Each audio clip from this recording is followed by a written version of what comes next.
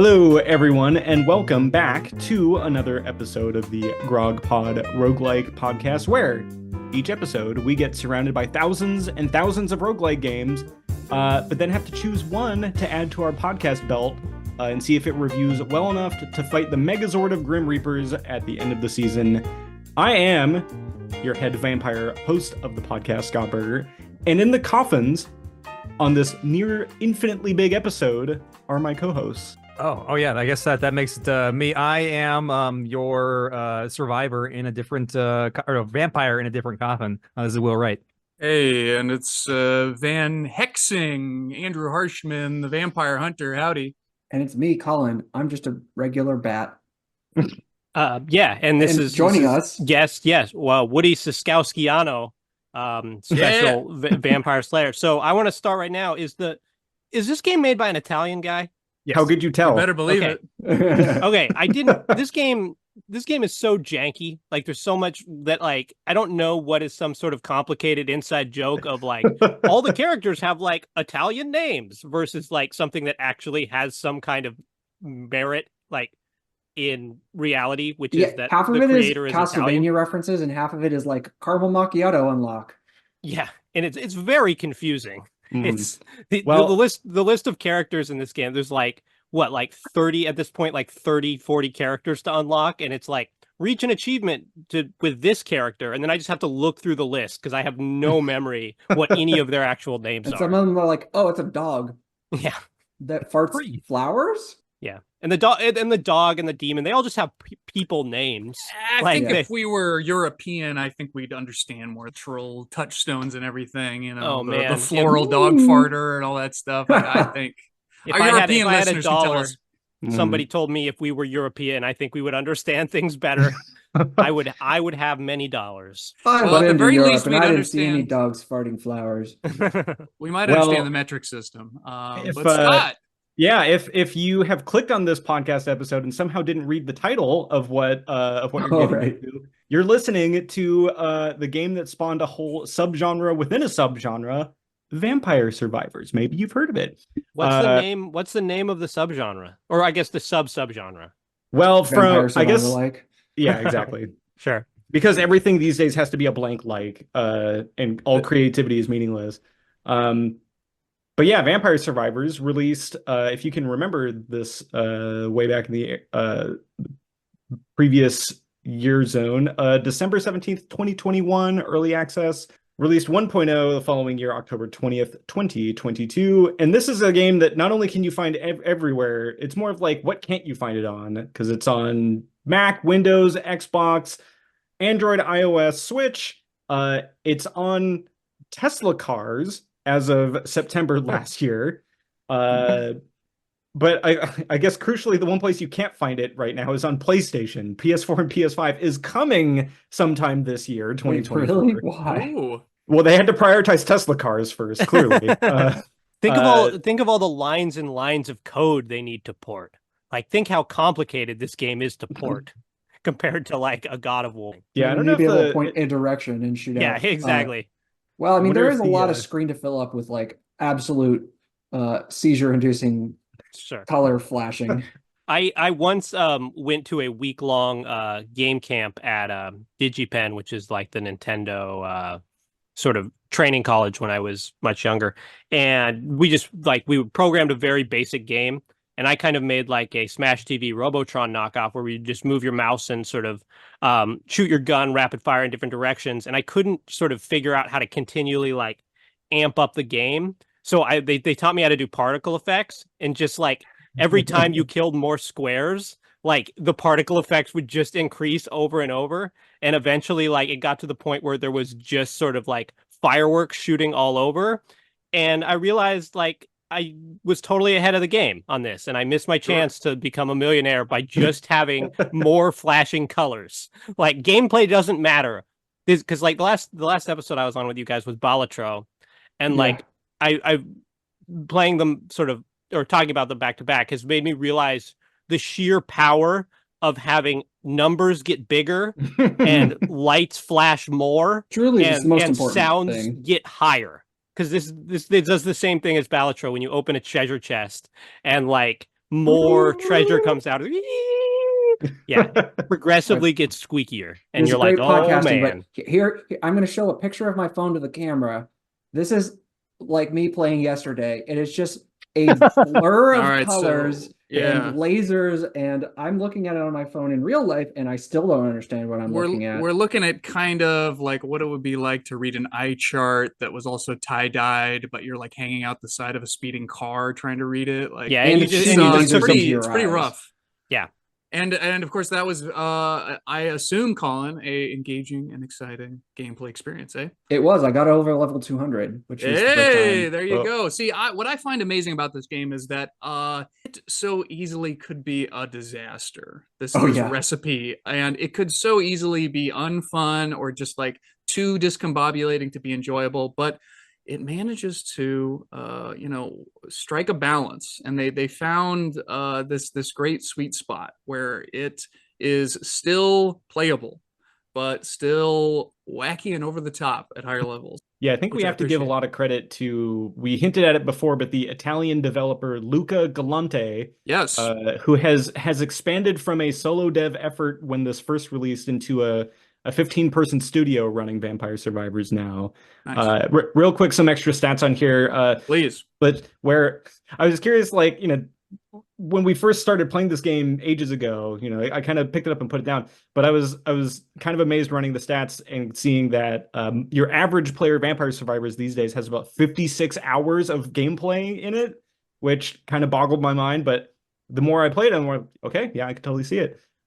This cranks in on our popularity charts as the number 6th most popular roguelike game with 227,179 total reviews. And then finally, Woody, you're going to have to describe Vampire Survivors in one sentence before the Grim Reaper quickly embraces you at the 30-minute mark. Okay. Walk around and watch numbers get big. That's it. That's the game. It's a zero button game. Like, well, you have to press a button to accept things. Oh, that's right. true. Selector up and down is it? I guess a thumbstick is not really a button. A thumbstick is not a button, yeah. This game needs to accept like breath input, so I can play it on my Steam Deck and breathe into the microphone to accept. Because this is Neuralink would really, I think, work well with this because there's not a lot of like complex inputs. You could really just be plugged into it, I think, pretty easily. This game was very well timed to sort of reach its sort of a wave of popularity right around the time that the Steam Deck was coming out, because this game was like very designed to be played in that way. It feels. Did any of you guys play this on a computer? Like, it seems really weird to me to play this on a computer or a TV. But I did it when it came out.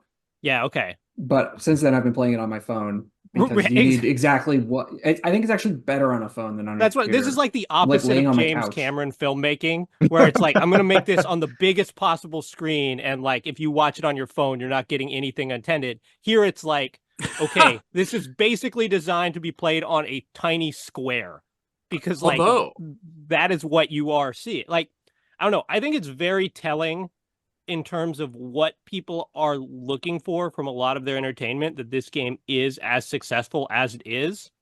And to be clear, like, I like this game. I played this game a lot. But like, this game asks so little of you. It, not that it's not like quote unquote challenging, but like compared to so many, like the other games that I've talked about with you guys, that really kind of, as they go on, like you have to be more engaged with what's going. Like the bosses get way harder in Dead Cells. Like I just finished a run of Balatro where I had to literally break out the calculator to win by like 50 points, and because I didn't want to sell an extra Joker.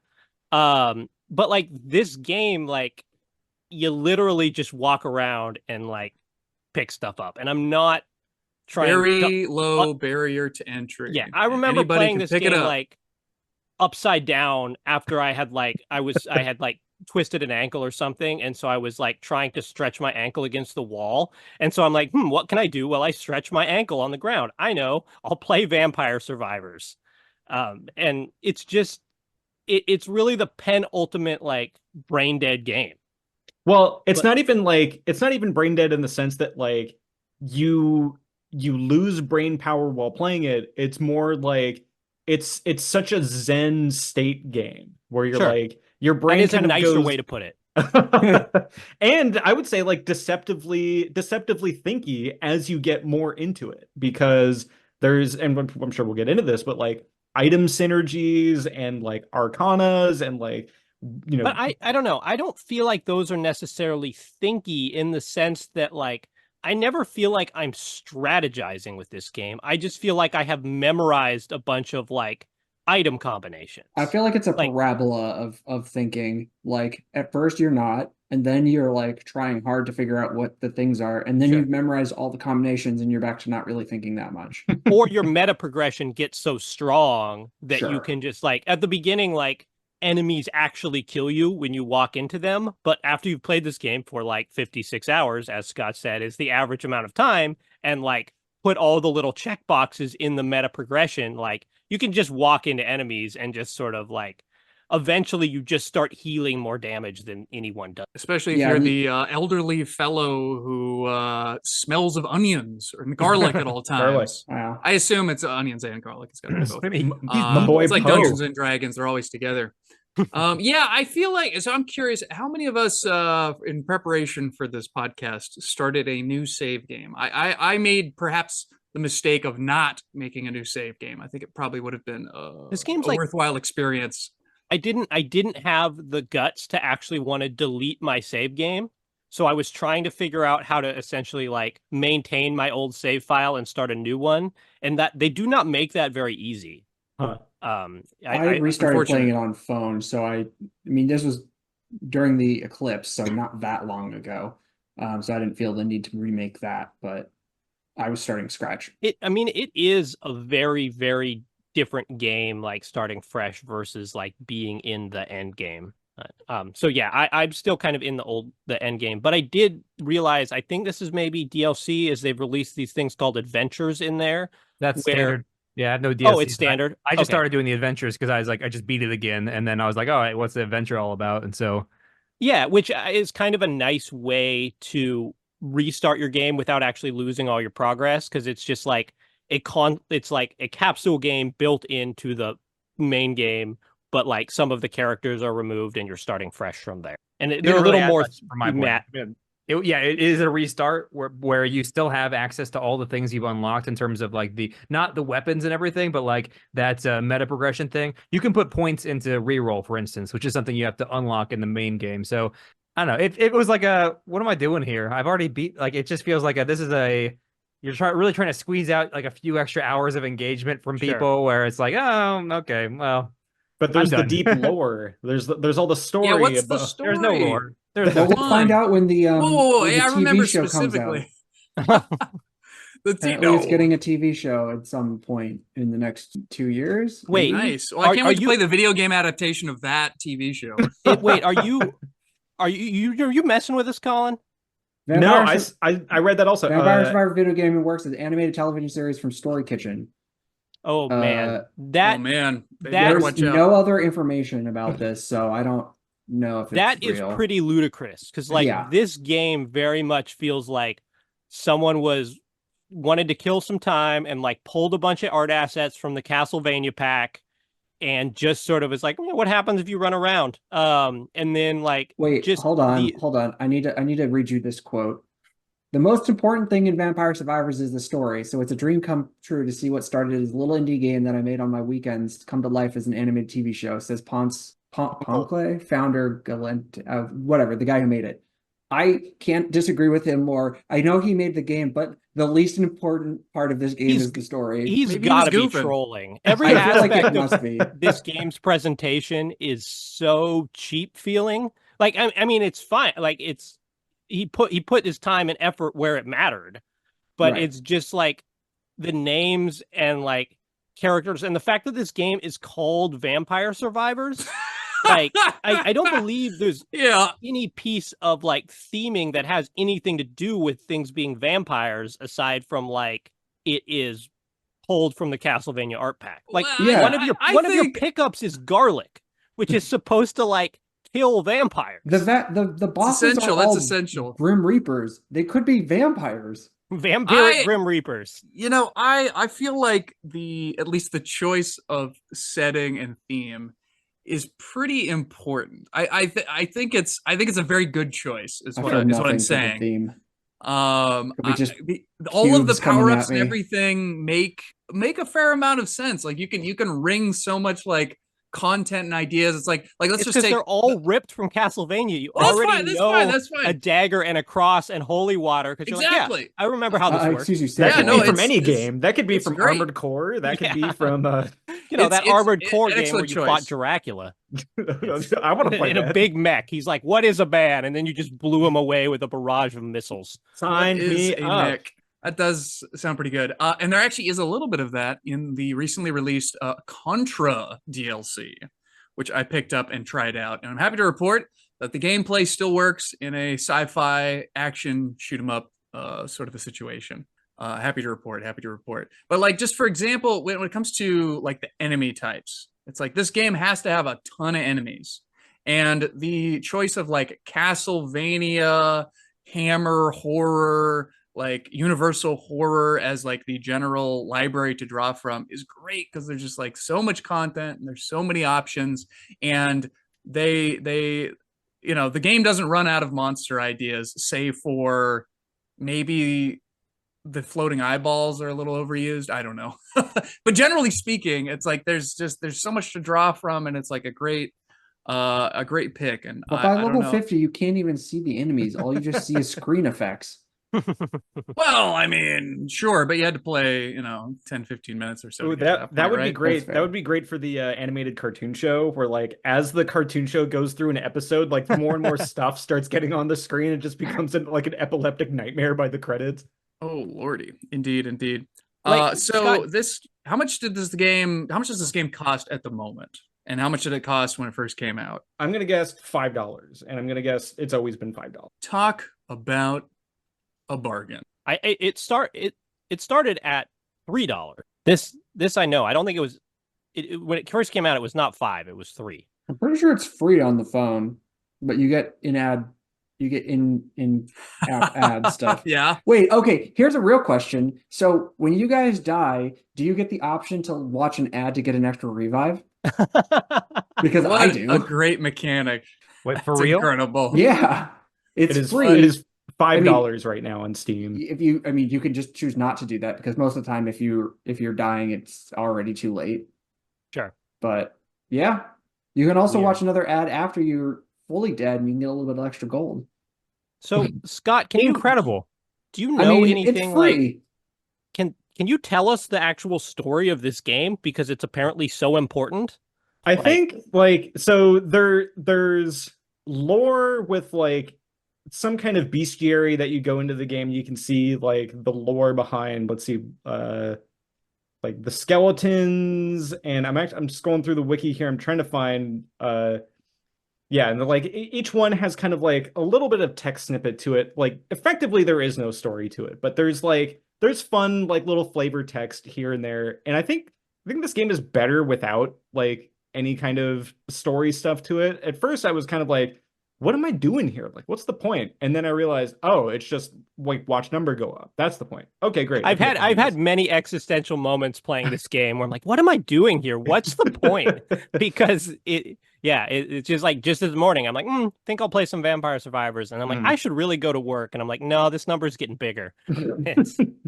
Well, yeah, so our story begins segment is that there is no story, just like, Balatro, you open it up, you hit the go button, and I think like the developer was saying like he wanted to make it so that you just press a button 3 times and you're in the game. And I think like that it's the whole menu system when you boot this game up to start with looks very mobile gamey, almost like in an off-putting way. You're like, oh, I don't know if I want to get into this. In a very off-putting way.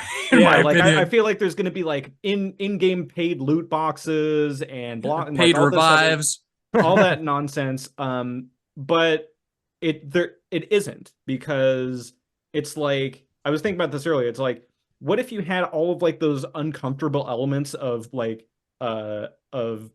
predatory mobile gaming, but they were used for the forces of good and you have vampire survivors, more or less. Where yeah, like we kind of talked about it, like you start a game and you're just like you pick a character, doesn't really matter, and you are plopped into the middle of what I thought at the first time that I played was an infinitely big map, which was not the case. Wait, is it And not? then no, like they're just quite large, but they are not. You can get to the end of any side. they Oh, are. I've never been to the end. Whoa. Yeah, they I are didn't realize comically that was a big. thing I could try to do. And in later levels, that kind of becomes a necessity, or like maneuvering around this huge map is suits various purposes. So you know, you spawn in, and the first time I played this, I was like, what's the hook here? Because it feels very slow the first time you play this, where you have one character, you're shooting something very slow. There's like 3 enemies on the screen, all lumbering very slowly And towards just you. to be clear, like the only thing you can do is move, and whatever weapon you start with just auto attacks, sort of in some different direction depending on what it is. And then the snowball starts happening, where like the Hall of the Mountain King song, it just starts getting faster and faster, and the number of enemies on the screen start getting more and more, and you blink, and oh, crucially, there's a timer up at the top that is counting up to 30 minutes. Once 30 minutes hits, basically your run is over. We'll maybe get to that in a minute, but as that timer is going up, it is just getting it to be a crazier and crazier experience. And it's one of those games where for when we picked this for the podcast, I was like, okay, booting it up for the first time, yawn fest for the first 5 minutes. The next 10 minutes, like, okay, we're starting to get here. And the last like minute of this game, the 29th minute of this game, is like the most sweat induced, like trembling, my hands are shaking, I'm trying to dance my tiny little character in between this maze of humongous skeletons and undead knights and things on the screen, to the point where like you're holding out for a hero for that 30th minute. The clock strikes 30, and then the Grim Reaper shoots in at turbo speed from the side of the screen and then eats you immediately. Yeah, insta death. Fun fact about the Grim Reaper. So for most things they've got, you can knock them back. The Grim Reaper actually has negative knockback, so anytime you try and knock it back, it actually pulls you in closer. Oh. That's part of the reason it gets to you so quickly. So this game, like people, I think this game is safe to say it exploded far beyond like what the developer had ever anticipated. Again, similar to like Balatro is like, yeah, I'll put out this, game for $3 that I worked for a few years on by myself, and it just became this sort of phenomenon. And like, yeah, the idea was, okay, I don't know how to make the game progress past a half hour, so I'll just have death come and kill you.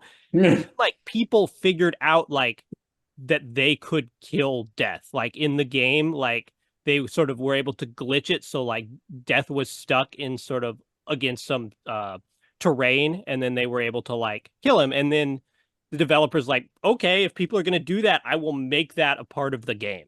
And like, I think that's been a big part of this game's enduring success, is like, because it is such a simple game, like the developer can just is just constantly adding stuff, and like new content can come out really fast. And like the game is very flexible, and like it is a substantially different game as you go on. And like the unlocks get weirder and weirder. Like there's a whole sort of arcana system that gives you like magic tarot cards, which totally change the way the run is played. And then like Scott was saying, if you sort of walk all the way around some of the levels, you can get these rings and different arms that allow you to become like super powered with combined with certain things. And then you can like consistently kill the Grim Reaper, and your reward is a new Grim Reaper comes out and kills you. And this one is like not even, it's not a thing, it's just sprayed on the screen. It's just like untouchable. It's weird to me that like this game sort of has an end game, and if you do like this confusing run of like levels in a certain order, and it unlocks levels that only appear like once, but like every time you go back to it, there's don't know. It's just I'm just very caught up on the idea that like there's going to be a show about this game because it's just like this game so staunchly refuses to have any kind of narrative, and it's just like, okay, we're having a half-hour show at the end of every episode. Death just comes and kills all the characters. Like That would be awesome. You know, if it worked for Itchy and Scratchy, it can work for the Vampire Survivors TV show. It'd be like So yeah, it'd be like a monster of the week, except you're the monster and you die at the end. the only explanation for like why this show is being considered to be developed is that they're counting on like the name recognition and like garnering views from like people being like, I know what that is, I'm gonna watch the show. Do we think that's gonna work? Is anyone here interested in watching a Vampire Survivors TV show? I feel like with how much effort and style the developer has put into something that, like, on the face of it, we would like rank this like pretty low in terms of like a game that's like, I'm trying to think of like the things that rank really high for games with us are like thinky games, things that like are very turn-based and slow and methodical. Like it has all the things going against it. And then like there's so much like weird, interesting, fun flavor that the dev has put into this that if it wasn't there, it would just see our commentary in our previous episode, Brotato, for like, you know, a game that's like, it's competently made. I just don't think the aesthetic is really what we're looking for. And this is like all kinds of weird aesthetic. Like, yeah, it leans, is like it leans into what it is. Yeah. And so I think that like, you know, Dead Cells is getting an animated cartoon show. So like talk about games that basically have no plot, you know. Sure, but like Dead Cells has at least like a charming graphical aesthetic that looks, I don't know, to some degree. Like there's much more lore built up in the world. Let me put this out there. Okay. Yeah. The Castlevania, the show exists. Have you seen it? It's a good show. If you haven't watched it, yeah. Watch it. Have you seen it? But so that has a story. Like how good the game is and the aesthetic of the game is almost entirely unrelated to how good the TV show is. Arcane, excellent, amazing show. Do not want to play League of Legends. I think what's so surprising to me about the TV thing is that it feels like, aside from the brand recognition, it feels like you wouldn't have to license it. Like the idea is so generic. You just like, we are going to make a just film for the branding. Yeah. Right. I guess that's the key difference for me. Like with Castlevania, it's like, well, you can draw on, you know, things like that. But it's and with Dead Cells, it's like, well, at least I can imagine what the script would be like. Okay, it takes place on an island. Okay, the main character is a guy with a flame head, and you know, et cetera, et cetera. Yeah, well, I wish him luck, and I hope the goes well, and that the animation studio doesn't melt too many GPUs with all the. You sound very sincere. Very sincere. No, I just I sound like I was shitting on him. That is very interesting. Hey, I have a question for the assembled persons here. Vampire Survivors. We were just talking about it. I've heard of it. What that might be the theme of this podcast. What is previously I had said that you know, I didn't like the term bullet heaven. But then I found myself using it, and so maybe it's grown on me. What is the preferred terminology for a Vampire Survivors like? Is it bullet heaven? Is it one stick shooter? I think what do we got? The least creative but probably most prevalent one right now is a survivor like, quote unquote, which I think is pretty lame. But I think I like one stick shooter a lot. Yeah, I think that because that gets across like that orphan stick. The whole point that like you're not using that other stick to aim at enemies. It's all done for you, and you're just like maneuvering around. Which, like, you know, there's parts of Halls of Torment that require you to aim stuff, and there's a toggle that you can set to like, just do it for me. But like that aspect, I'm like, oh, I felt betrayed. Of like, oh, I thought this was a one stick shooter, and now I have to actually do aim stuff in this game. That's there are certain weapons that you can lean into. I do like that it gives you the option to be slightly more engaged. Like if you really go into the directional weapons, you can be like, all right, I'm gonna. Most of them are bad. Aim my stuff. But I think I'm playing it on a different a lower level than all of you, because I don't think I've seen too many screens where it's like illegible, like what's happening.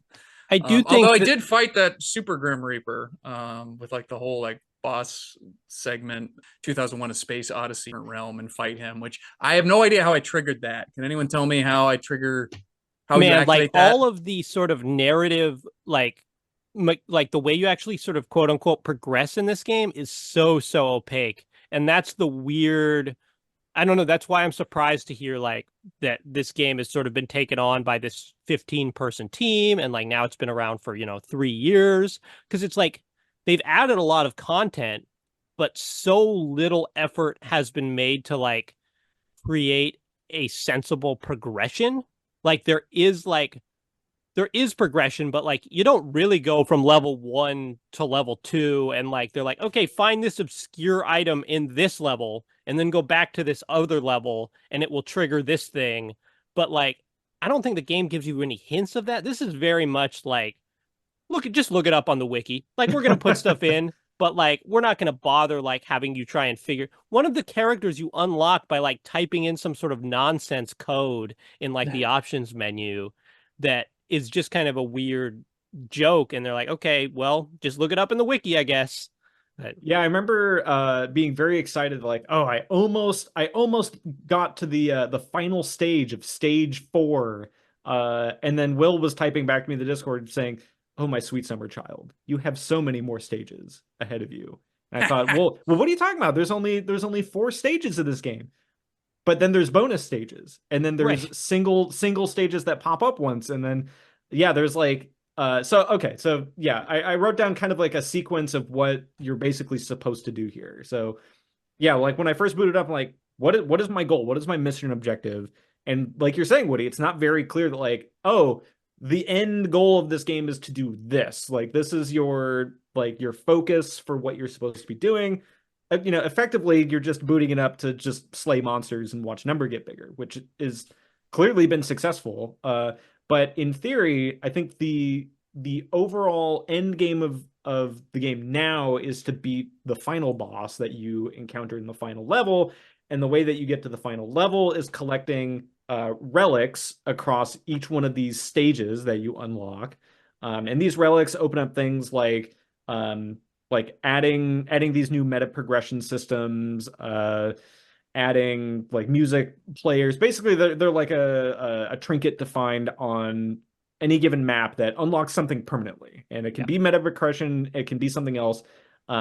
And in some cases, that just involves you like walking to one end. In some cases, it involves you fighting a Katamari of skeleton bones that just gets bigger and bigger.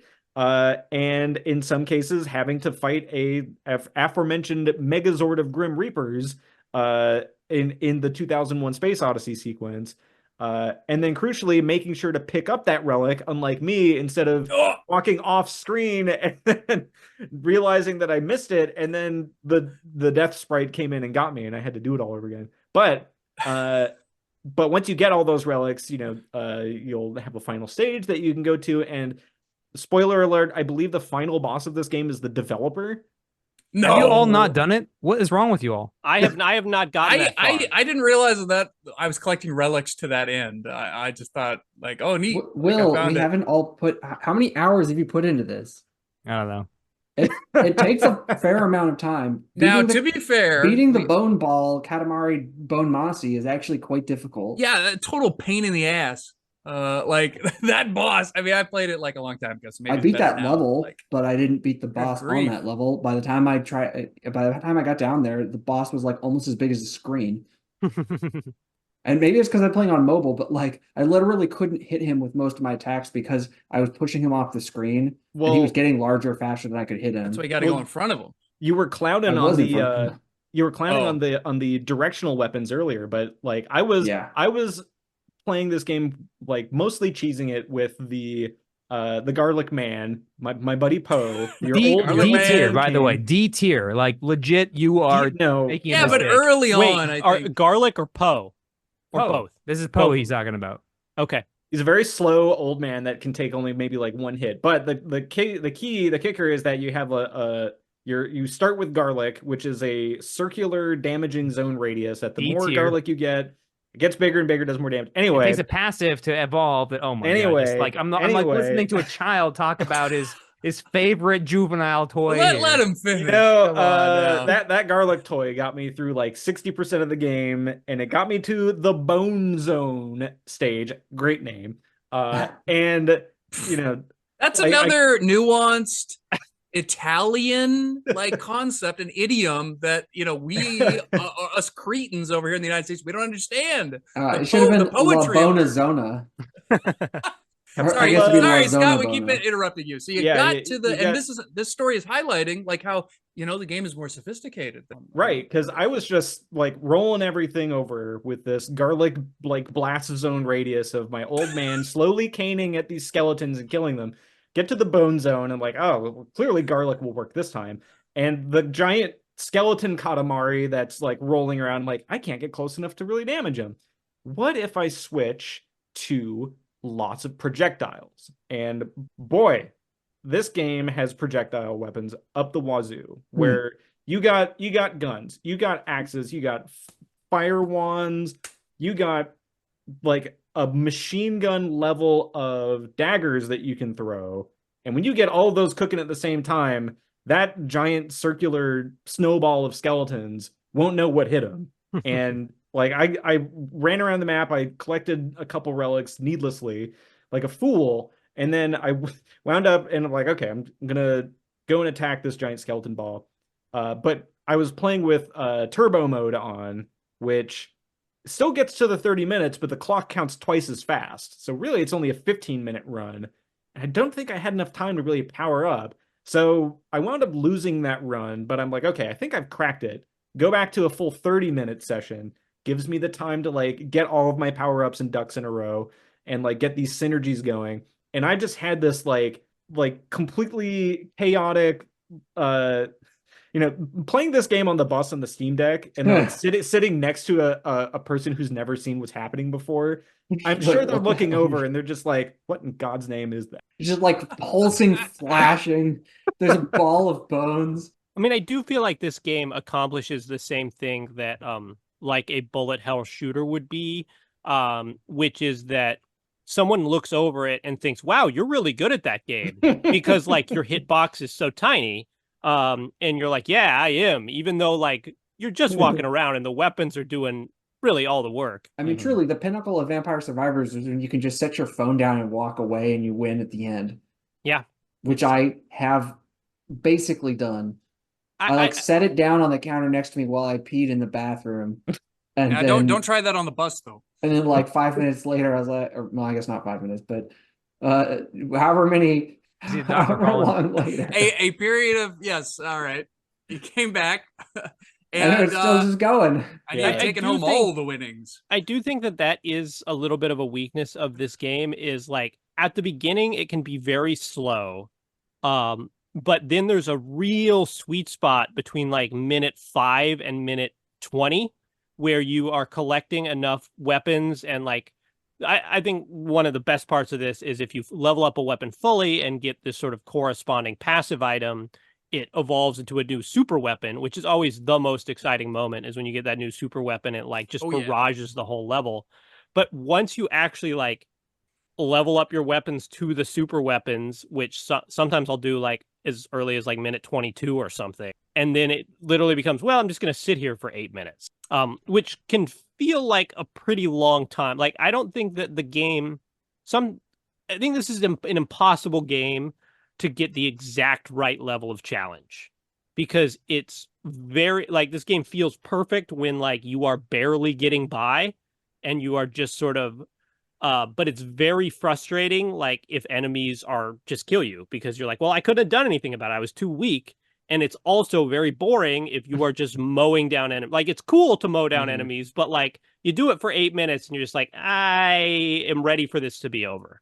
Yeah. And I'm not sure that this game quite figured out how to crack that code. And I also don't know how to do it. It's not perfect. I can't I mean, I am complaining, but I shouldn't complain because I put 55 hours into this $3 game and I always have a great time. But I I don't feel when I play it now that I am quite as engaged as I was when I played it in hour 4.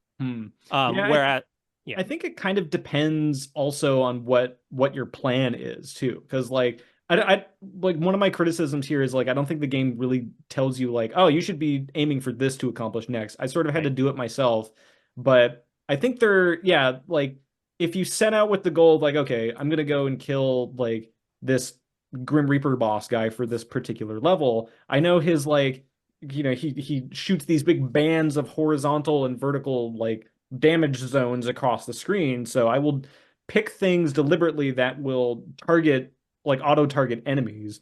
I feel like there's an element of strategy to that where you do have to sort of balance those things, and sometimes it doesn't work out in your favor, and that's kind of the roguedom in a nutshell.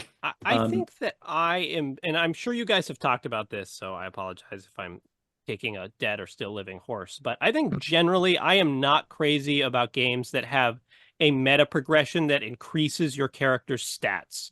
Like I really like meta progressions where you unlock more stuff, like you know, like Gungeon Slay or the Spire. Oh, Slay the Spire. I had to use that. I had to use this term. I'm sorry. Yeah, we got Slay the 42 Spire, 42 minutes Balatro, in like this any of that, because usually the stuff you unlock is more powerful by nature because it is more complex than the stuff that you start with. But any game where you're just like, oh, level this up and deal more damage is always, I'm a little shaky on, because I never feel like, I feel like this game is unfairly hard at its base, like with no like built up bonuses of like starting with armor or something like that, or like extra experience gain, and then it just sort of progressively becomes easier as you get more and more of that. So I'm never sure if I'm really getting better at the game or if I have just put more gold into like leveling up my meta progression. Totally, I hear you. Ideally, in an ideal world, a roguelike, you want to feel like, well, if I just had the skills, if I had built up the actual like skills, me as a person playing the game, I could have beaten it my first run ever. Sure. But that's basically an impossibility in Vampire Survivors, just in terms of the raw numbers. Now, I'm sure there's some like, cracked, speedrunner way to do it. But for the average human, it's like, well, that's an impossibility. But I get what you're saying. Well, you were gonna jump in about what the non-D tier garlic strat was. Oh yeah.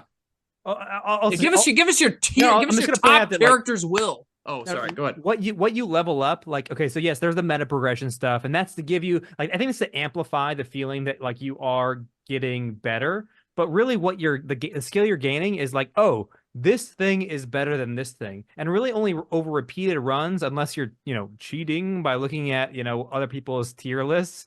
Like, you're having to get a sense for yourself of like, is garlic actually good? I mean, like in the beginning, yeah, it helps a lot. By the end, they're crowding around and pushing in, and it's not helping me at all because they have so much health. And so you kind of start to think, oh, well, in the long run, maybe I don't want that. Maybe I want to reserve that slot. And here's an important thing. This game has 6 slots each, right? And that's like baseline. And so some of the strategy is like, oh, well, there's stuff on the map that's like, if you can get more than 6 if you fill your slots up first and then get those things. So you start to learn like, oh, all right, these things are better. And if I wait and pick up stuff later and kind of like plan my run such that I'm tagging these specific spots on the map at a certain progression points, then you can really optimize for an end game with the highest probability of winning.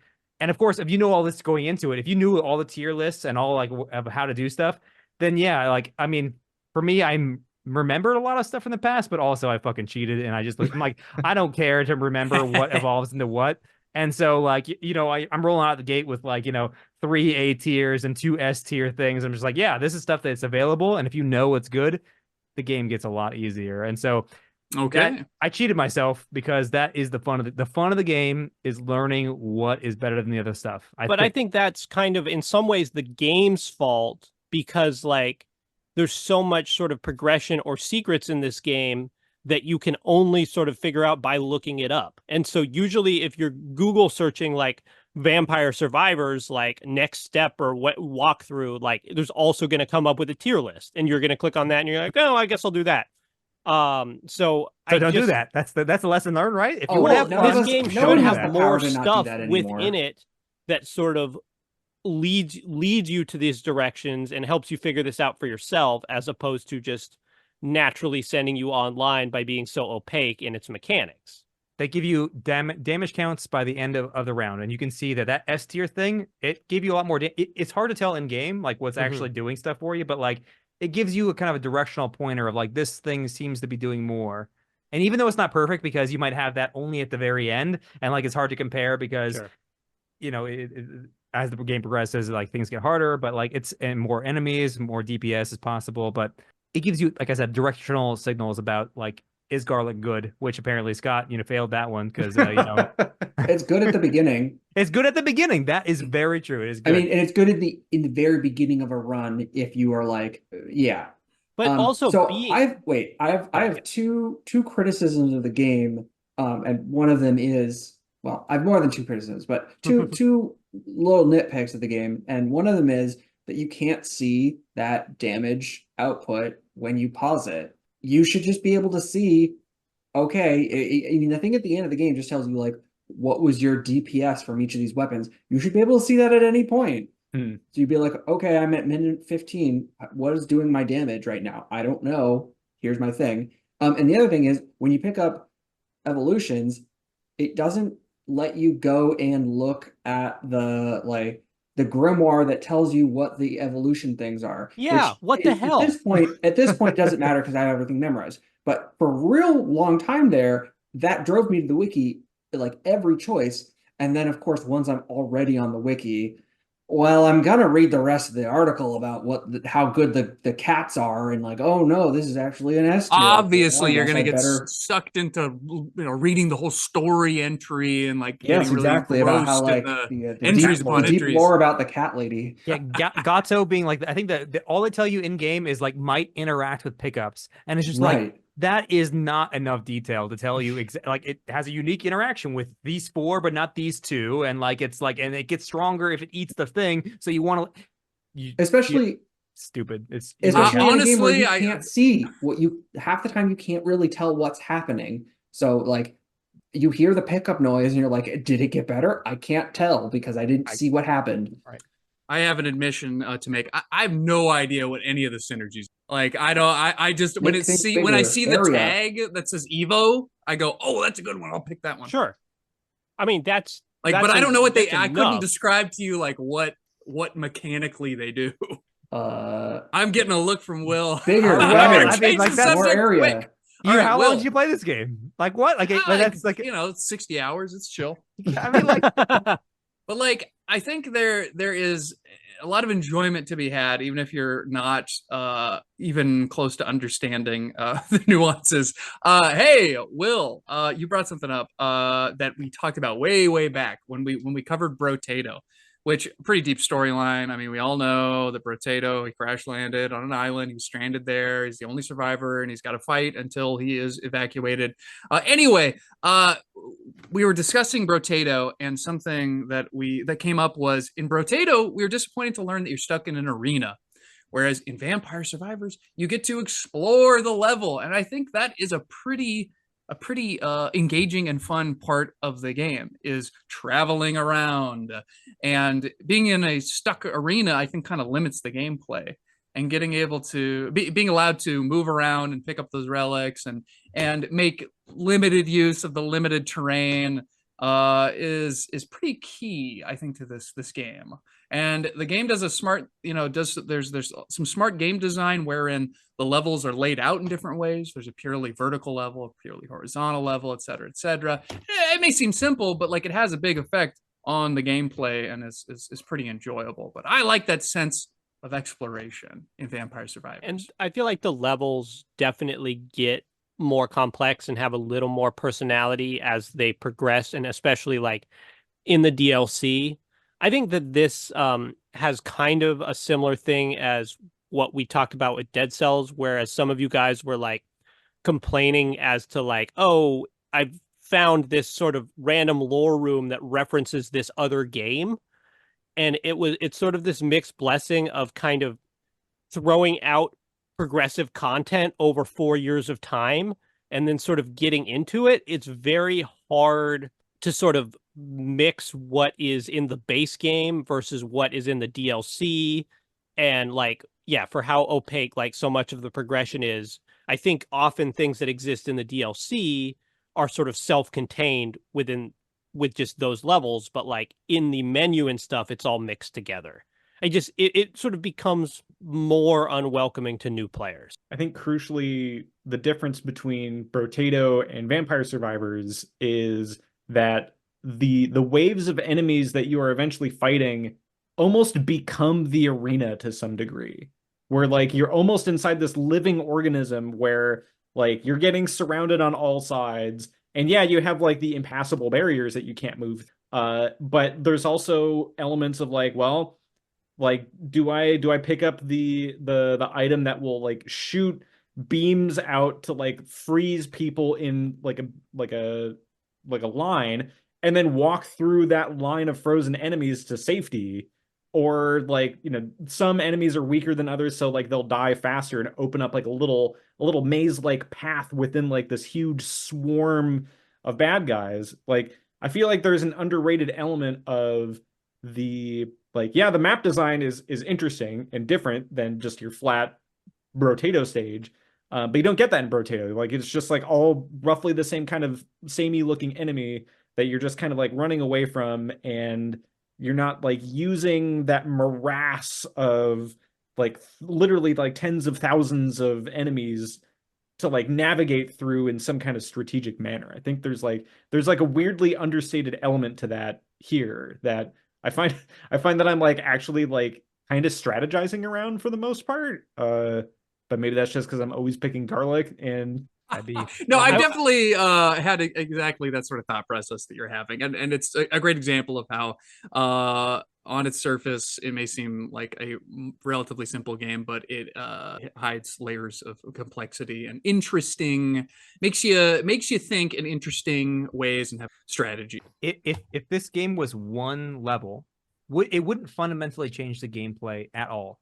And what I think they've done by having multiple, like, I mean, yeah, there's more vertical, more horizontal, ones with like a little bit of up, like fundamentally, it's not doing all that much, but it's like it's this small thing that extends the novelty of the game well beyond what you would expect. I mean, suddenly, instead of it just being this big open green area or like a closed Brotato sort of like arena, it's just like, yeah, okay, now I'm going to move mostly horizontal, and I have to tag this thing over here on the far right, and then I have to go all the way to the far left if I want to get to the final unlock. Like, oh yeah, suddenly it's still the same game, but like it's just like now you have another 10 hours of content because you've decided that there's this like mechanic of the shape of the map.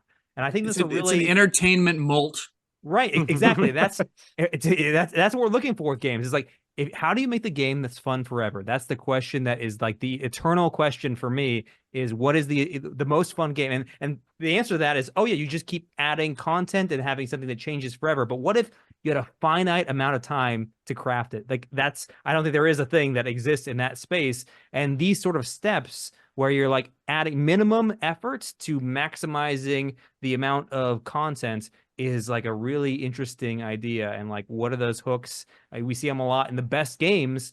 What's the best combinations? And I love to see it with a game like Vampire Survivors, and I love that it's like the genesis many other games. We talk a little bit about the soundtrack. We need to talk about soundtrack. Oh yeah, go for it. Soundtrack. This game has a deceptively banging soundtrack for a $5 game that you would just expect to be like bottom of the barrel shovelware. It rips.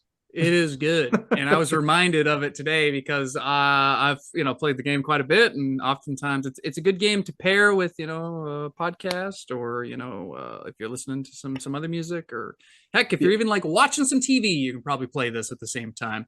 And so I'd kind of forgotten, oh yeah, this music is happening. Do we know who made the music? It's arranged, I believe, by a bunch of different artists, and I think what happened was the dev like reached out on Fiverr to a bunch of people to like have them. I'm gonna get this wrong, but this is just my current understanding. Like, basically reached out to like people and was like, "Hey, can you like make a video game track for me?" And like just picked the ones that he thought were like appropriate for the game. And I gotta say, did like however process that shaped out like these tracks to put in here, just slam dunked it, because I remember like playing this game in early access when it first came out, and there's like a low kind of like humming, like, you know, jazzy, or like, you know, a good like beat going on in the background. Okay, yeah, I can like, this is good innocuous background music. And it always just kind of put a seed in my head where like it would just start playing from time to time, but like, oh yeah, I should go check out Vampire Survivors again.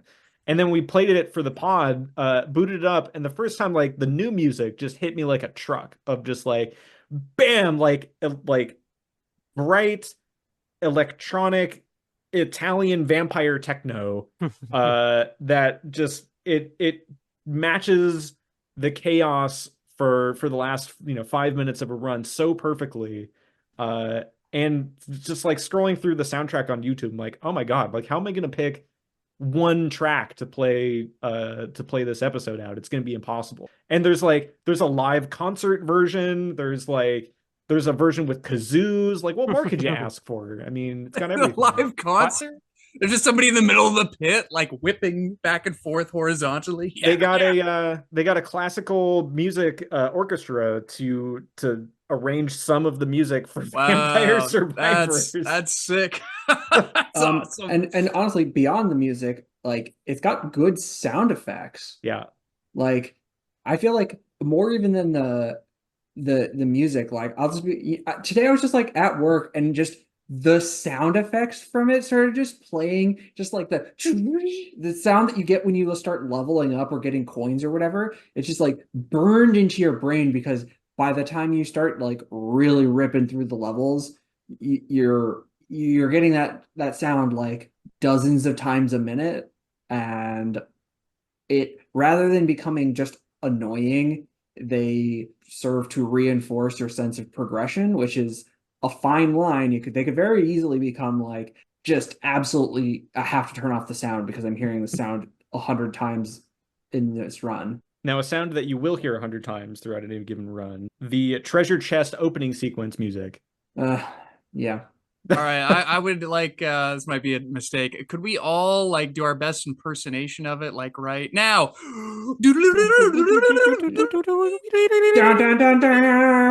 No, that's sorry.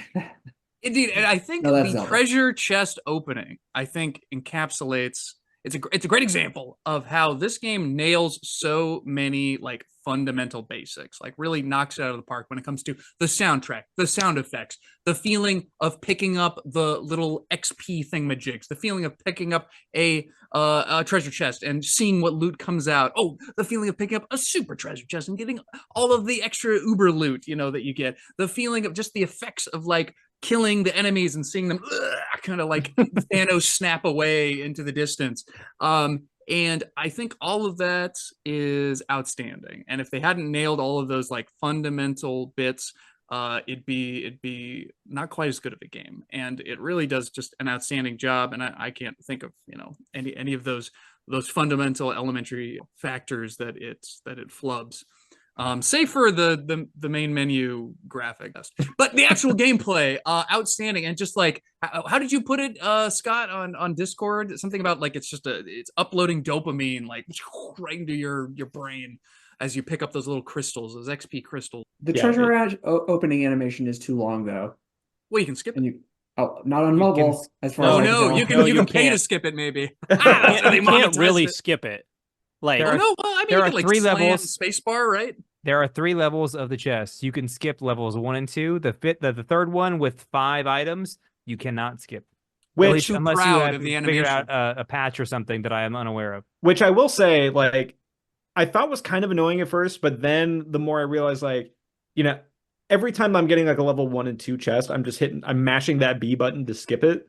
And then when I realized, like, oh, I can't skip it, this is gonna be a big one. Like it does have that like that ceremonial kind of like, oh my god, what am I gonna get this time? Bam, bam, bam. You know, here's like the 5 things that have erupted out of the chest. And like, yeah, you know, it does take like a solid like 10 seconds to play through that animation. But like the level 3 ones are pretty rare enough. Top. Faster. Yeah, I mean, like, all right. Well, what I meant was like the effects and the presentation. Yes, the effects are great. I get it. With any game, at a certain point, it's like you've played it for so long, you want to have the option to like move on and get back into the actual. I did not know that. And what's interesting, well, I think it's kind of interesting, is that the game has this pixelated retro aesthetic, which is present in the treasure chest openings, but it also has these sort of high resolution particle effects that are not beholden to the same level of pixelization as the rest of the game. And I feel like it would be possible for that to be an issue, for that to clash. But in this game, I don't know, it works fine. I don't know how they did it. Vampire magic. Yeah, I think the art style here with its like, it's very Sega Genesis level, I guess, of like pixel artiness feels so appropriate, because like there's a lot of games that I see like on Steam, in particular with like the rogue genre in general, that like look too clean, you know, that like they look like they were just kind of like rolled out of a laboratory, or like your standard like mobile game, right, where it's like it's very like smoothly like Warcrafty kind of graphics to it. I'm like, yeah, it's just, it has that like mobile game aesthetic to it. And you would think that a game developed by a guy who used to work in mobile gaming, and particularly with like, you know, very like loot box heavy game systems, you would think that like that would seep into this in all the worst possible ways. But I think the developers like very smartly, like in judo, when you take someone's like energy and you move it, you know, you're taking their momentum and using it against them. It's like almost exactly like that. He's using these jujitsu judo moves to like throw these bad game, like these predatory game elements out of the way, and like making room for actual good stuff. So yeah, right. He's using those powers for good. I get what you're saying, for sure, without a doubt. Oh, but back to my other question, Will. Who are the best characters? What characters should we be using? And obviously, it's the Bone Dragon. No, I mean, Bone Dragon. Oh, the look of disgust I just got. Oh my goodness. There's a question about like whether or not you have the DLC, because DLC in general had the higher tier sort of dudes, but power creep. Right out of the gate, I mean, you have after you get like the initial unlock, Catwoman. You want to stick with her. I don't remember her name. And then eventually gun woman. I don't actually know the gender of Bayonetta. That. Yep. Yeah, the one dual, like that's as soon as you get the revive unlock, that one's really good. And then you have the Phoenix was my personal favorite, because it really relied on high regeneration, lots of revivals. There's not really a right answer to this, because as long as you know which general things are S tier, you can turn any character into a game. What's the best winning. Arcana? Oh, well, it depends on like what you're. I mean, like there's a lot that say that like the one that's the armor that turns into is very based, but that's because there's a lot of like builds that like are around that. It's I mean, really the tier list, they unfortunately they give away the game. And now I have this sense of like, oh yeah, these things are good and that's not, but that's because I'm just now playing it, or I think I'm kind of I'm on my way out. I won't open this game after today probably. But yeah. It's still a thing where it's like, yeah, they're all very much they all fit into tiers, and it's all like, yeah, there's some wiggle room around all that stuff. Like, but Sigma is the best. The one you unlock when you beat the game. Yeah. Like insane, impossibly insane, and by the end of it, Colin, you said you got to level 200, and that's very impressive. Yeah, no, I'm looking at the Reddit right now. People are talking about getting to level like 19,000. Yeah, no, I had 960 on a run, and by the end of that, my supercomputer is chugging because it is struggling really hard, because the particle physics of all the insane shit is just too much, and nothing can survive even entering the corners of my screen. And it's just like, is this fun? I'm sitting here for 10 minutes watching it kind of like stutter with this, supercomputer. And I'm like, okay, I guess I'm going to alt tab now and wait for the. So the answer is, what's best? What's best is what's mid. That's the answer. Because if you choose the best stuff, you're going to have too easy of a time. And when we fit that difficulty to skill curve, if the skill is just the decision making of like good things, you don't want to automatically like go to the top of that. You want to make sure that you're learning. Don't visit the wiki. Do yourself a favor. Don't listen to anything we've said here today. Do yourself a favor. And like, you can have a really fun time. You can have a really fun time. Just never listen to this podcast again. Right. One of those sticks, unfortunately, we spoiled everything. Erasers. Be sure to and like and pretend you never subscribe, by the listen. way. Yeah, there you go. Will, so yeah, instead of doing the wiki, you would recommend what, using the unlock menu, perhaps? The wiki of your the main menu? That's brain. pretty helpful, right? Is that what you were telling me on Discord? Like the way you should play the game is to like look at the unlock menu and see like what haven't you unlocked, and be like, okay, what are 2 or 3 things I can get in the next run? And that might be a combination of like, oh, there's a character here. There's, if I do an evolution, I might get a little gold, and I might be able to unlock a map if I can survive to a certain, and just like try that. And if you die, great. But you had to like, dying honestly and not getting to the 30-minute mark is like, that's when the learning happens. That's the fun part for me. Obviously collecting a bunch of gems and like feeling the progression of yourself, like, you know, advancing through something that you used to struggle with because you know what to select now. That's you know, that's the sweet spot of like the fun. And it's a small window, and they try and extend it out, like I said, as much as they can. And they do a good job, but there's only so much you can do with the fundamental underlying game mechanics and dynamics and all that fun. I really like the game, as we'll get to with the scores here. I mean, to be clear, I think all of us like this game. Like, Oh yeah, it's just okay, good. I'm glad to yeah. hear that. I felt like maybe there was some skepticism about if this is a quality game, especially relative to some of the other games we've played. But well, maybe it's time to get into scores. yeah, I don't know what time is at the rat. Are we aiming for a time? I don't actually know. Oh man, I see the Grim Reaper's coming right by. He's right outside of my We're right at the hand. 30-minute mark of the Scores podcast. out. Oh Lord, he's coming over to do a very complicated death animation where he just kind of jiggles around on the screen, and then I just sort of melt into a pool. Yeah. Exactly. Hey, can I start us off? Yeah, go kick for us it. off. All right, check it out. This is coming in as my number 6 game. Truthfully, it scores kind of low in terms of roguiness, at least for me personally. Like, there's not much of a story, there's not much of an unfolding narrative. There's not much randomization that like really excites me, but this game is just so it's so darn fun. It's very enjoyable, very engrossing. I think it's very charming, and it is infinitely easy to recommend to people. Hey, do you got $3? Do you got $3 and 50 hours to waste? There you go. Or free if you get it on free. mobile, which That's is true, the that's superior platform for this game. Oh, I Indeed, don't know indeed. about And I'll kick it over to, I don't know, Colin. Everyone has a phone.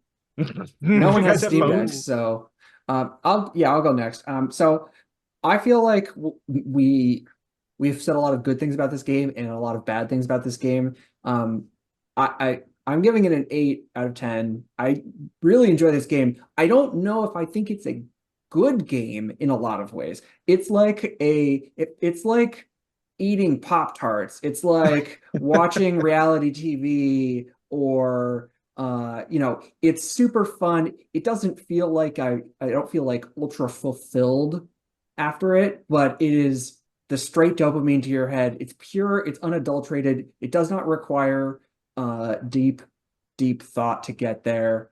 And if all games were this, I would be unhappy. But as a dessert on top of a good beard scratcher, it's a pretty good dessert. I'm gonna go now because Colin basically articulated everything that I would have said very well, because I feel very much the same way. It's just like I always have a good time playing this game, but I also feel, I don't know, I never really remember what I got out of any particular experience with it, aside from, oh, there's a half an hour of my life that's gone now, and I had a good time. But so Woody, your list so far for being on a bazillion episodes of the show, your not as many as you guys. Bottom also, to top. I'm just seeing Andrew's cat right now, and it is a cat with a lot of character. Speaking of vampire survivors, yes, he's very bat-like. Woody, your number 4 game is FTL. Your number 3 is Into the Breach. Number 2 is Dead Cells, and your number 1 game of the podcast that you've been on so far is Enter the Gungeon.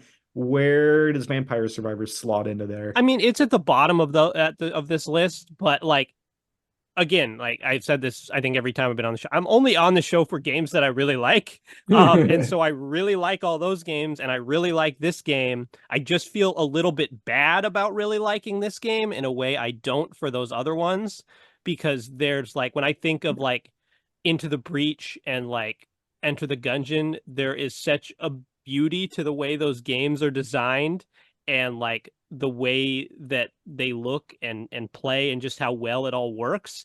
And like this game, I think at its core is just really good at attracting my brain with shiny colors. Like, and so I still have a good time, but not for quite the same reason. Yeah, Will. Yeah, Will, go next. Yeah, I'm gonna clock this game in at a 8.5. For me, that's a 4 out of.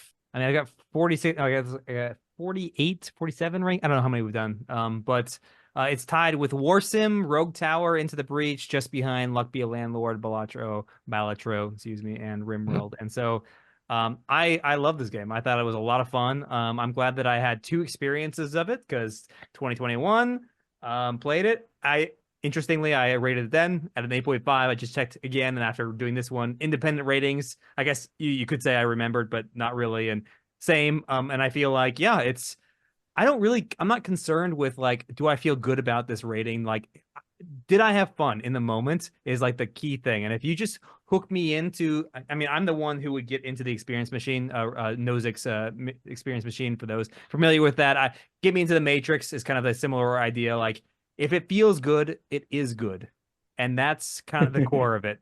And this game made me feel good collecting those fucking gems, hearing the sounds, and like, it does get old, right? This game is a 40-hour to 50-hour, I think. I was surprised to hear 56, but like, for that amount of time, oh, it's just right. And so it's not a Slay the Spire, which has all, content to last me forever, and some of these other games, but it is it's that sweet, like, it's the Pop-Tart. It tastes real good. Just focus on that flavor, and then when you're done, just fucking discard it. It's done. Yeah, for me, it's gonna be a 9 out of 10. It's gonna tie with Gungeon and Nice. Star of Providence. Yeah, I like this game a lot. I'm glad that we came back to it, because I think I kind of bounced off of it when I first played it in early access. But yeah, I think it's great. I think I'll start with my criticisms first. I think the 30-minute run length is maybe a bit too long when you're first starting out, especially if you can't like pause and then like, well, you can pause it, but like, it's still kind of running. Like, I think it works really great on the Steam Deck because you can just pause it and then suspend it and then come back to it later. I just did that today on the bus. I think the other criticism is that like, yeah, the little checklist like thing that you have, like, you should go do this next, is good, but could maybe be a little more clear. And I think that's kind of it in terms of my criticisms. I think like the developer and his team are doing like all of the right things in terms of what they've put into the game. I don't know what else they could put in. I think it's like as fully fleshed of a product as you could possibly get. It's the $5 killer app for the Steam Deck. Like, if you have a Steam Deck or a Switch, like, you are doing yourself a disservice by not having this on there. Or a phone.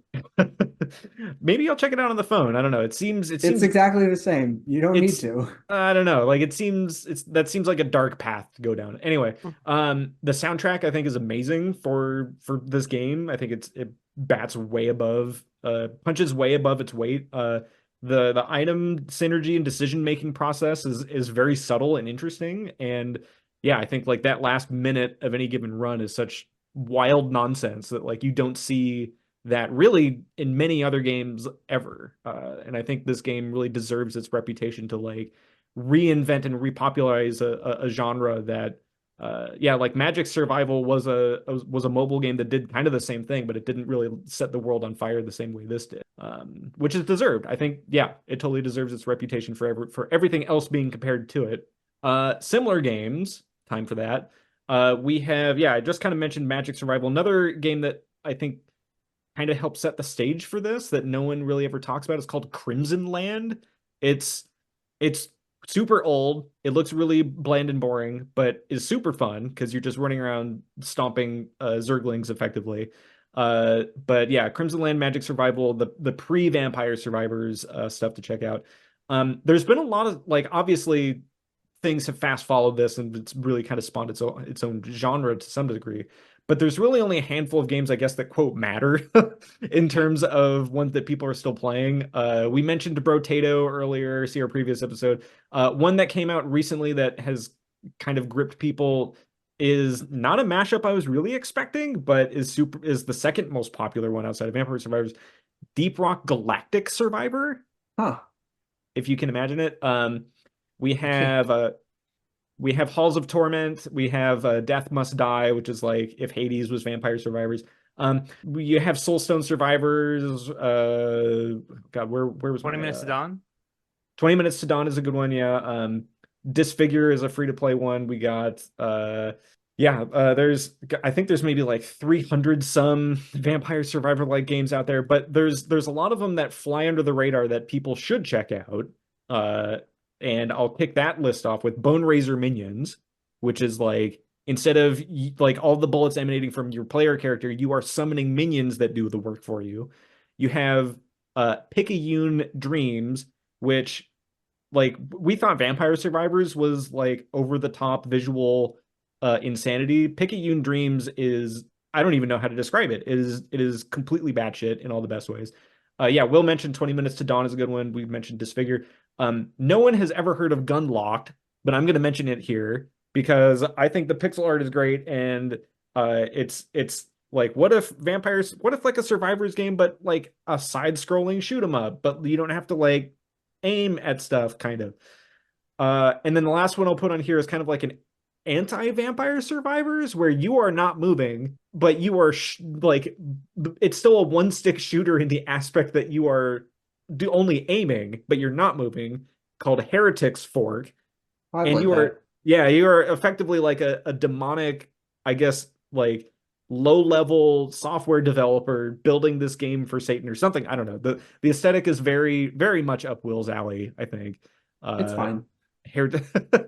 But yeah, give those a check out for something to whet your appetite. Oh, and then there's an entire subreddit called Survivors Likes, all one word, where you can find other people who are similarly interested in all things one stick shooter inspired. Woo. Okay. I think it's time to wind down now. If you want to send in some correspondence to us here on the pod, feel free to do so at grogpodzone@gmail.com. You can see all of our nonsense tweets or whatever the Mastodon equivalent is at grogpod@gamedev.place, and our website with rankings, previous shows, show notes, all those things, grogpod.zone. Woody, any guest plugs before we? No, I only come hang out with you guys, not part of too much else. I'm occasionally on some other podcast, but mostly you guys. They don't call Mastodon tweets tusks. No, well, for a while they tried calling them toots, but because it's like an elephant tooting their anyway. Sure. Yeah. But yeah, there was one game, crucially, I left off that similar games list. Andrew, that's right. What are we looking at for next week? Well, we can't get enough of this genre, and we can't get enough of having on guests. So next episode, we are going to be reviewing HoloCure with a guest star Danny Rue 17 from Twitch, who will be helping us navigate the wild world of VTubers and the like. And hey, speaking of games that are infinitely recommendable in terms of their price point, HoloCure is free. So we're going to be digging into that, and I am confident having a good old time. The best price point. Well, to play us out from this episode, I've just checked my clock lancet, and it's just about 10:30, and for the first time in history, it's going to start raining Minotaurs.